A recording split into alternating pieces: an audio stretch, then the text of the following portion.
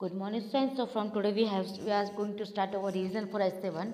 So we are starting our revision from 14th chapter. So first we have question answers on page number 1, in text question answers. So page number 193, first question we have, how is our atmosphere different from the atmosphere on Venus and Mars? Mars और Venus पे जो atmosphere है वो atmosphere हमारे atmosphere से किस तरीके से अलग है। सो देखिए, सबसे पहले तो कंपोजिशन है, मतलब कि यहाँ पे अगर एटमॉस्फेयर अर्थ की बात करें तो उसमें नाइट्रोजन है, ऑक्सीजन है, कार्बन है, सबकी परसेंटेज लिखी हुई है और वाटर वेपर भी है ना, और गैसेस का मिक्सचर भी है ये सब। एज इट इज़ अगर हम लोग बात करते हैं एटमॉस्फेयर विनस एंड मार्स की, तो मेनली वहाँ पे क्या होता है कि कार्बन डाइऑक्साइड ही पाई जाती है, वो की है 95.97%। क्यों, रीज़न क्या है, क्योंकि वहाँ पे जो लाइफ है वो एग्जिस्ट करती ही नहीं है। ओके, सेकेंड क्वेश्चन है, how does the atmosphere act as a blanket? Atmosphere blanket की तरह एक्ट कैसे करता है? सो फर्स्ट वी हैव कि वो it keeps the average temperature, वो एक एवरेज टेम्परेचर बना के रखता है डे टाइम में, even during the course of whole year, या फिर पूरे साल में। देन सेकंड है वो प्रिवेंट करता है ताकि सडनली टेम्परेचर जो वो इंक्रीज ना हो जाए एक ही दिन में। देन थर्ड है वो ये दिखाता है कि जो हीट है वो किस तरह से एस्केप करती है एटमॉस्फेयर के बाहर, ताकि एकदम से नाइट टाइम में, ताकि नाइट टाइम में जो है वो क्या हो जाए, टेम्परेचर थोड़ा कम हो जाए और ठंडा हो जाए, इसी तरीके से। द नेक्स्ट है कि व्हाट कॉजेज विंड्स, कि विंड्स को कौन कॉज करता है, कैसे होती है वो। सो उसमें क्या होता है कि अनइक्वल हीट होता है एटमॉस्फेरिक में, ठीक है, जो क्या करते हैं कि एयर जनरेट करती है, जिसे हम लोग बोलते हैं विंड, ठीक है। वो जो हीट है वो क्या होती है, rising up of air along with water, मतलब वाटर वेपर के साथ साथ वो ऊपर चली जाती है, ठीक है। और उसके बाद क्या होता है कि जैसे जैसे जो एयर है वो राइज करती है तो वो एक्सपैंड होती है, फैलती जाती है और ठंडी होती जाती है, ठीक है। ये होता है जो कि वाटर वेपर बनाता है एयर में, ताकि वो क्योंकि क्या होता है वो कंडेंस हो जाता है वाटर वेपर वहाँ पे जाके। तो जो कंडेंसेशन है वाटर का, ठीक है, जो कभी कभी एक्ट करता है as a nucleus for water droplets, उससे हम लोग बोले जाते हैं कि वो विंड्स को कॉज करता है। उसके बाद क्या होता है कि जो छोटी छोटी टाइनी पार्टिकल्स होती है वो बड़ी बनती जाती है, कंडेंस होती जाती है ड्रॉपलेट्स वाटर की, और उसके बाद वो क्लाउड से हैवी होकर नीचे गिर जाती है। क्वेश्चन फिफ्थ हमारे पास है कि 3 ऐसी ह्यूमन एक्टिविटीज़ बताने जो एयर पॉल्यूशन को लीड करती है। सो फर्स्ट है कि हम लोग जो फॉसिल फ्यूल्स बर्न करते हैं, जैसे कोल, पेट्रोलियम वगैरह हो गया, ये हाई अमाउंट प्रोड्यूस करते हैं नाइट्रोजन और सल्फर के ऑक्साइड्स की। देन सेकेंड है कि जितनी भी इंडस्ट्रीज रिलीज करती है उनकी high amount of poisonous gases है एटमॉस्फेयर में, है ना, जिसे हम लोग क्या बोलते हैं, जो कि एयर पॉल्यूशन कॉज करता है। और लास्ट है इंडस्ट्रियलाइजेशन। देन है पेज नंबर 194 पे question first, why do organisms need water, के ऑर्गेनिजम्स को वाटर की ज़रूरत क्यों होती है। फर्स्ट है कि सब्सटेंस डिजॉल्व होते हैं वाटर में रिएक्शंस के लिए, ताकि वो क्या कर सके, सेलुलर प्रोसेस कर सके, है ना, जिसके लिए वाटर की ज़रूरत होती है। देन सेकेंड है ट्रांसपोर्टेशन जो होता है सब्सटेंस का बॉडी के अंदर, उसे भी वाटर चाहिए होता है। और उसके बाद नेक्स्ट क्या है कि वाटर हेल्प करता है फूड को डाइजेस्ट करने में और ब्लड को एब्जॉर्ब करने में, और जो वाटर वो मेंटेन करता है बॉडी टेम्परेचर भी। क्वेश्चन सेकंड है कि सोर्स जो है फ्रेश वाटर के आपके सिटी टाउन विलेज में, ठीक है, जहाँ आप रहते हो वहाँ पे क्या है मेजर सोर्स। तो सबसे पहले अंडरग्राउंड वाटर आ गया मेजर सोर्स वाटर का सिटी टाउन विलेज में, ठीक है। वो क्या करते हैं, हैंडपम्प के थ्रू या ट्यूबवेल्स के थ्रू पानी ड्रॉन आउट करते हैं नीचे से। और अगर नियर बाई सोर्सेज की बात करें तो रिवर्स है, लेक्स है या पॉन्ड्स है, ये सब। देन नेक्स्ट है कि आपको क्या लगता है कि ऐसी कौन सी एक्टिविटी है जो पॉल्यूट करती है वाटर सोर्सेज को, है ना। तो सबसे पहले देखिए डिस्पोजल ऑफ गार्बेज वगैरह है वो हम लोग डिस्पोज करते हैं सिटीज़ में और फैक्ट्रीज़ का, ये इन सब का, ठीक है। देन नेक्स्ट है कि हम लोग गर्म पानी जो है इंडस्ट्रीज़ का वो हम लोग रिलीज़ कर देते हैं, जो कि क्या करता है, डिस्टर्ब करता है टेम्परेचर को, जो कि ह्यूमन बॉडीज उसके अंदर होती है पानी की, उनको ऐसा। देन आता है पेज नंबर 196 पे फर्स्ट क्वेश्चन है कि how is soil formed, soil कैसे फॉर्म होती है। तो सबसे पहले फॉर्मेशन कैसे होता है, देखिए अर्थ की जो सरफेस है वहाँ पे रॉक्स होती है ना, वो ब्रेक डाउन होती जाती है वेरियस, जैसे फिजिकल है, केमिकल है या कुछ बायोलॉजिकल प्रोसेस के थ्रू, है ना, तो ऐसे वो सॉइल में कन्वर्ट हो जाती है। देन नेक्स्ट है कि the weathering leads to the formation of fine particles called soil, weathering में जिसके कारण भी सॉइल फॉर्म होती है। उसके बाद है कुछ फैक्टर्स रिस्पॉन्सिबल है फॉर्मेशन ऑफ सॉइल के, जिसमें आता है क्रैकिंग है, ब्रेक डाउन ऑफ रॉक्स है ना, सन की हीट है जो कि उनको स्मॉल पार्टिकल्स में कन्वर्ट कर देती है।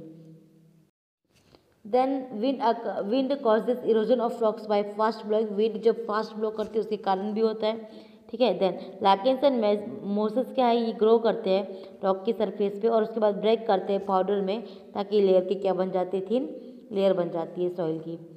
Next second question, what is soil erosion, कि सॉइल इरोजन क्या होता है। Sir removal of top layer, जो टॉप लेयर है सॉइल की जब वो रिमूव हो जाती है ना, उसे हम लोग सॉइल इरोजन बोलते हैं। वो रिच होती है ह्यूमस से और न्यूट्रिएंट्स से।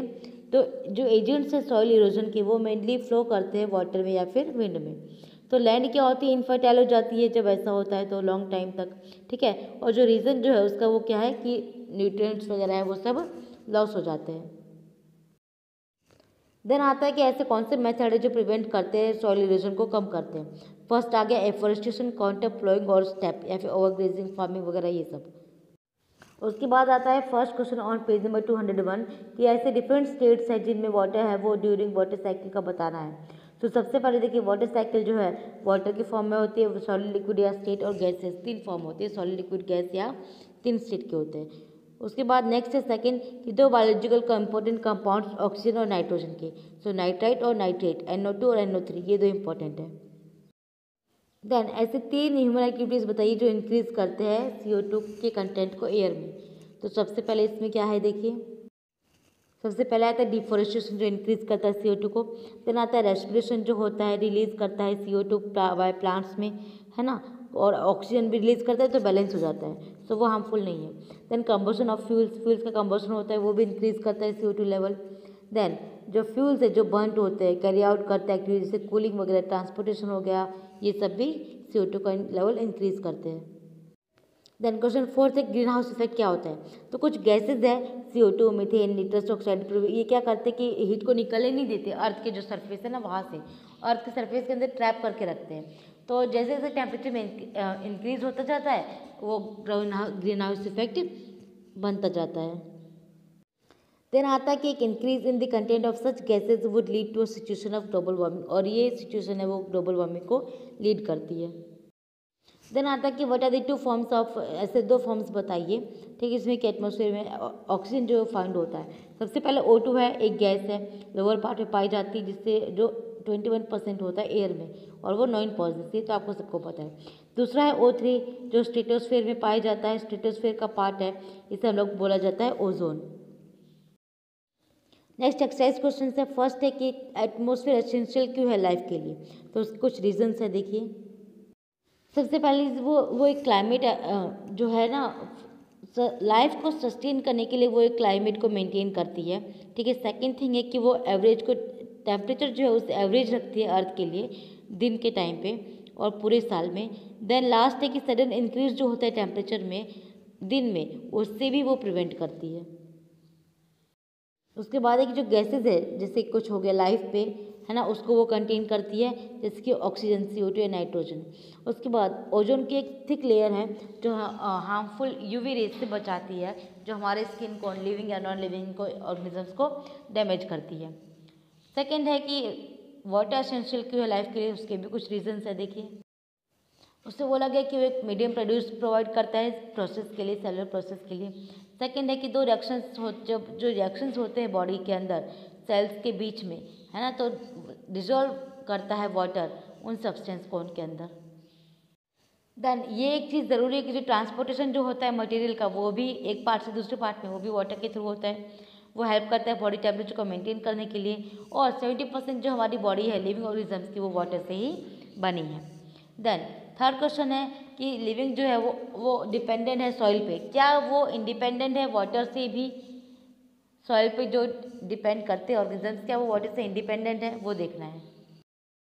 तो उसके लिए भी कुछ हमारे पास डिफरेंट वेज है, वो देखिए।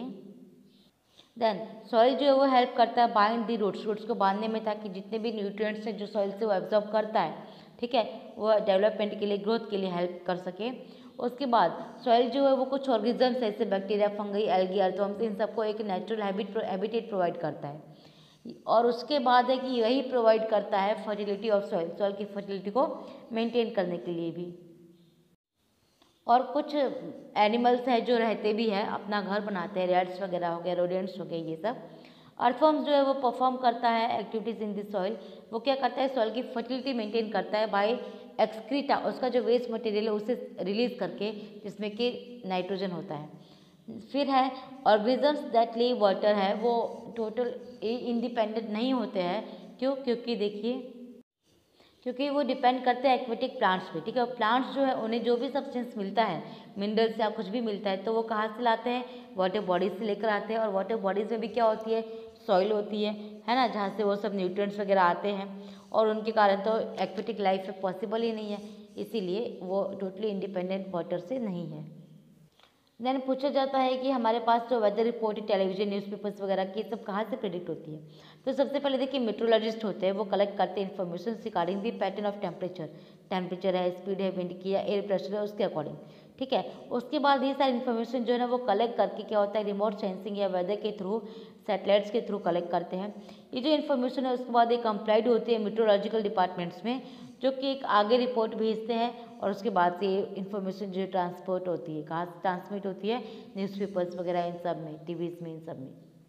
देन फिफ्थ है कि जो ह्यूमन एक्टिविटीज़ है ना, वो लीड करती है पॉल्यूशन को, वाटर बॉडीज इन सब के लिए। तो आप क्या सोचते हो कि ना आइसोलेट करने के लिए एक्टिविटीज़ कौन से स्पेसिफिक लिमिटेड होनी चाहिए जो रिड्यूस कर सके पॉल्यूशन को? ह्यूमन एक्टिविटीज़ के लिए कौन सा ऐसा लिमिट होना चाहिए जो रिड्यूस कर सके ह्यूमन पॉल्यूशन को?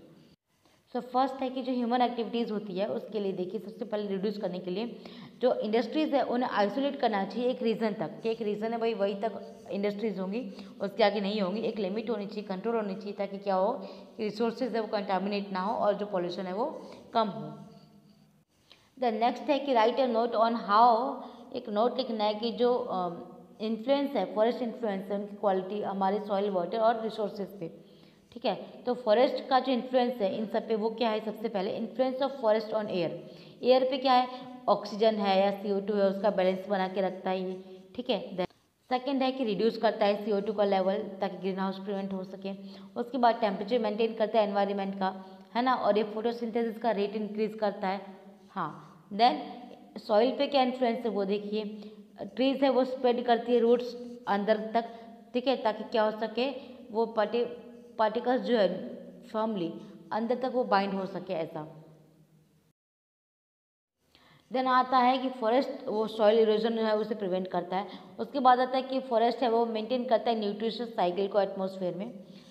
वाटर पे क्या इन्फ्लुएंस है कि वाटर साइकिल जो है वो भी मेंटेन होती है ट्रीज के थ्रू, है ना, और फॉरेस्ट कंजर्व करता है वाटर को, ताकि वो अवेलेबल करवा सके सरफेस अर्थ में वाटर रिसोर्स को।